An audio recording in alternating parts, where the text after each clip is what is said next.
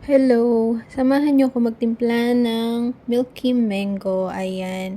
Ito yung aking tanghalian merienda. So, ayan. Titimpla muna ako ng Milky Mango. I-try nyo to. Very, very, very masarap ang kanyang flavor. Manggong-mango talaga. Super milky ng kanyang flavor. Promise. Super sarap niya. So, ayan. Meron akong pipino dyan. Yan, nilagyan ko ng konting suka and konting sibuyas. Meron din akong pancit canton and then boiled egg. At saka may naglako ng okoy. So, ayan. Magmerienda na tayo. Wala pa rin si Habi kaya nauna na ako. Gutom na ang person.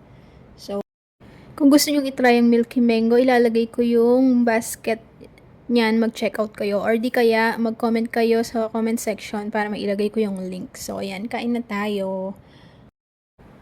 So, ayan, wala pa rin si Habi dyan. Nagugutom na ako, kaya nauna na akong magmerienda. Actually, ano na yan, tanghalian merienda na yan.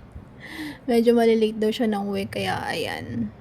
So, sakto naman, may naglako ng okoy. Favorite. Kayo ba? Paborito niyo rin ba ang okoy? Super sarap talaga ng okoy, di ba? Ayan. So, sabayan natin ng pipino. Sobrang hilig ko rin kumain ng pipino. Kayo ba? Mahilig din ba kayo kumain ng pipino? Or ako lang ba mahilig magpapak ng pipino?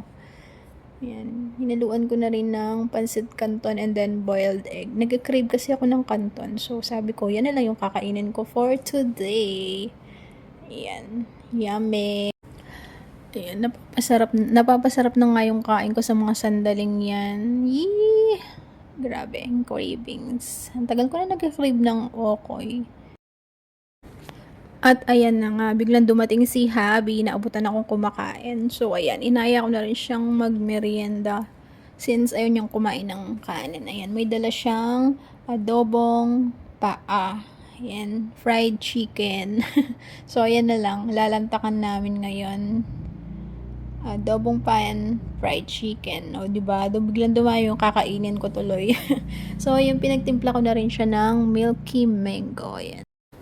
Galing nga pala yung adobong paan ng manok kila mami. Ayan. Every lunch kasi nagdadala na lang si Habi ng mga lutong ulam. So, hindi na talaga ako nagluluto unless meron akong particular cravings na ulam. Doon lang ako magluluto ng ulam. Kadalasan naman kasi mag-isa lang ako dito sa bahay. So, ang madalas ko lang niluluto talaga is almusal. Ayun.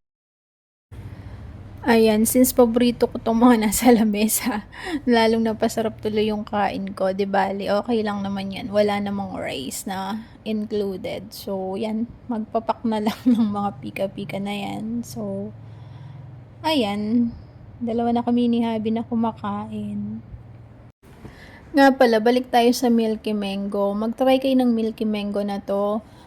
Kung ayaw pa yung maparami yung mga kinakain ninyo, i-take nyo siya 30 minutes before meal. Ako kasi, since sobrang gutom na talaga ako dyan, gusto kong uminom ng anything na juice, kaya ayun, nagtimpla ako ng Milky Mango para isabay na lang sa food ko. Hindi na paparami masyado yung kakainin ko ngayon kasi wala naman rice, so okay pa rin yan, madali pa rin siyang matunaw. Ayan. And then later on, hindi ka nagugutumin yan kasi nga yung Milky Mango natin, isi-suppress na niya yung cravings or iba pang cravings ninyo. Feeling fullness na yung feeling ninyo niyan later on. Yun. Hindi na kayo mag-crave ng kung ano-ano pa. Kasi feeling nyo, busog na kayo. Ayun. So, yan yung pinakang effect ng Milky Mango. Kumbaga siya, AS siya. Mapipigilan niya yung cravings nyo, maparami yung kainin nyo, ayan. Konti lang talaga yung makakainin nyo since nakakabusog talaga siya. So, ayan, mag-check out kayo sa Yellow Basket or i-comment nyo na sa section para mailagay ko yung link sa